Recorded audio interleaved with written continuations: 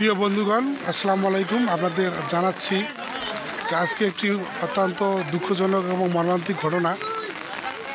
আপনারা জানেন যে গত 2 মাস আগে রাজারহাট উপজেলার বিদ্যানন্দ ইউনিয়নের ডাঙ্গার পাশেই রফিকের ছেলে পানিতে পড়ে আর খোঁজ পাওয়া যায়নি। পরে একদিন পরে তার লাশ ডুবুরি দল উদ্ধার করে।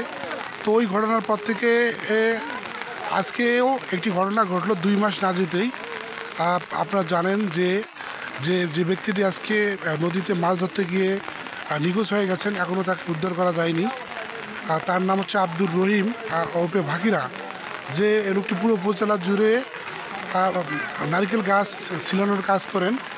ওই লোকটি আজকে সকাল 9টার দিকেই তিস্তা নদীর তীরেই মাছ ধরতেছিলেন ঝটকা জাল দিয়ে, অর্থাৎ যেগুলো জুটকি জাল দিয়ে। তো এই মাছ মারার সময় একসময় তার জালটি নিচে আবর্জনার সাথে আটকে যায়। পরে জোরে ঝাঁকি দিতে গেলে তিনি নদীতে পড়ে যান।